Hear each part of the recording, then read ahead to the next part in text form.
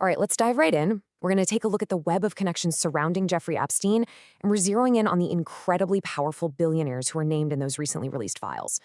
Our whole goal here is just to understand this network, using only what's come out in public documents and reporting. So I want to start with this number. Just look at it for a second. That's $1.27 trillion. It's almost impossible to really wrap your head around. So, what is that massive number? Well, that's the estimated combined net worth of all the influential people connected to Jeffrey Epstein. This, right here, this staggering amount of wealth and power, it's the backdrop for this whole story we're about to unpack. Okay, first up, the deep financial ties. You know, for a lot of these people, the connection to Epstein started with one thing, money. And frankly, that's where his own influence really began. Here we have two of the most critical financial relationships Epstein had. On one side, you've got Les Wexner, the guy who, you could argue, pretty much launched Epstein's entire fortune. He hired Epstein as a money manager and gave him an insane amount of control with power of attorney. And then, on the other side, you have Leon Black. He paid Epstein $158 million just for financial advice, and he kept paying him even after Epstein's 2008 conviction for sex crimes. Now, Wexner, who later discovered that Epstein had actually stolen $46 million from him, basically claimed he was just another victim, that he was deceived. And keep that word in mind, deceived, because we are going to see it come up again and again in the public statements from a lot of other people in this network. In the financial networking, it just kept going.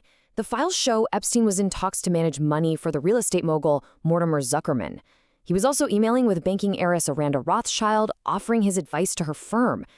It just goes to show how deeply he managed to get himself into the highest levels of the financial world.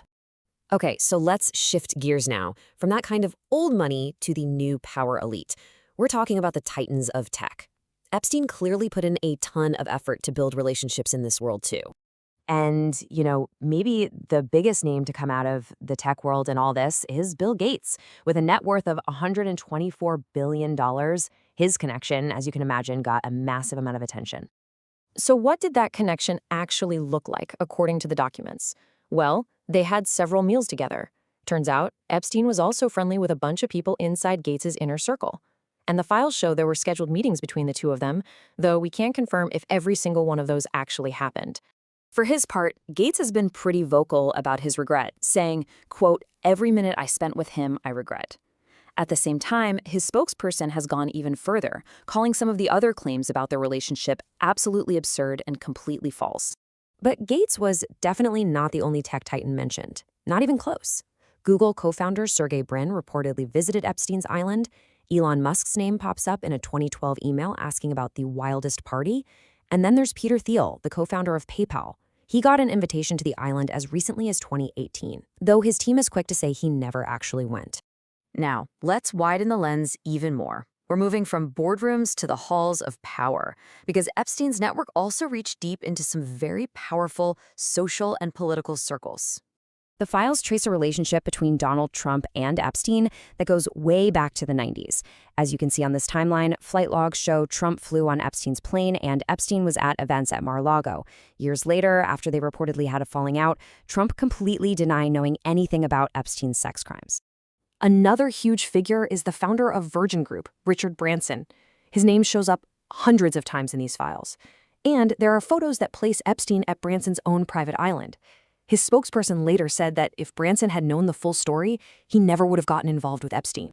And the social situations for these meetings were, well, they were all over the place. I mean, on one end of the spectrum, you have Howard Lutnick, who apparently had a family lunch on Epstein's island with his wife, his 4 kids, and their nannies. Then, on the complete other end, you have the film producer Steve Tisch, whose emails with Epstein reportedly discussed adult women right alongside topics like movies and philanthropy. So, after laying out all these different connections, what are we left with? Well, we're left with the aftermath. And that means a predictable wave of public statements, really strong denials, and a whole lot of questions that still haven't been answered. And this is a really crucial point. A very clear, almost scripted pattern of response started to emerge from nearly everyone who was named. First, you get the public expressions of regret. Then comes the firm denial of knowing anything about any criminal activity, and that was usually followed by an attempt to downplay how important the relationship ever was, typically delivered by an official spokesperson to create some distance. And all of this leads us right back to this central question. When you see a network this huge, spanning the highest levels of finance, technology, and politics, what does this whole web of influence really tell us about the nature of power? And when it comes down to it, accountability in our society?